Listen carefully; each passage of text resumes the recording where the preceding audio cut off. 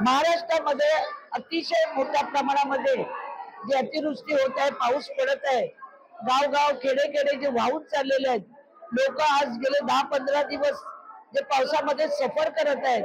माझी सर्व नागरिकांना, सर्व व्यापाऱ्यांना, सर्व कॉन्ट्रॅक्टर असतील, बिल्डर असतील, रिडेव्हलपमेंट असतील, लोक असतील, यांना माझी एक विनंती आहे की महाराष्ट्राचे, राज्याचे माननीय मुख्यमंत्री यांच्या मुख्यमंत्री निधीला आपण सर्वांनी सरळ हस्ते मदत केली पाहिजे। त्याचप्रमाणे आम्ही आमदार जे आहोत, आमचा 1 महिन्याचा पगार आम्ही मुख्यमंत्री निधीला आम्ही जाहीर करत आहोत, देत आहोत।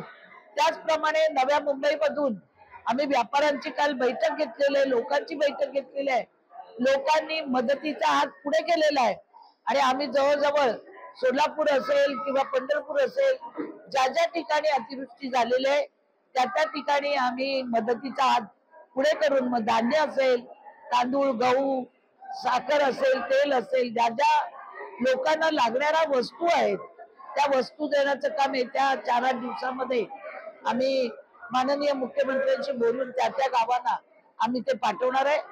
आपल्या माध्यमातून मी सर्वांना पुन्हा एकदा आवाहन करते की शेतकरी आपला पोशिंदा आहे, हा जर जगला नाही तर तुम्ही आम्ही जगूच शकणार नाही।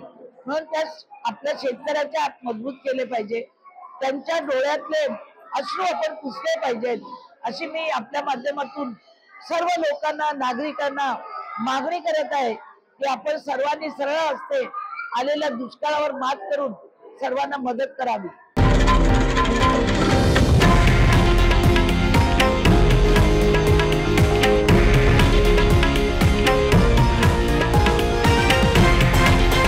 हे आहे देशातील नंबर 1 न्यूज नेटवर्क आणि आपण पाहत आहात TV9 मराठी, एकमेव।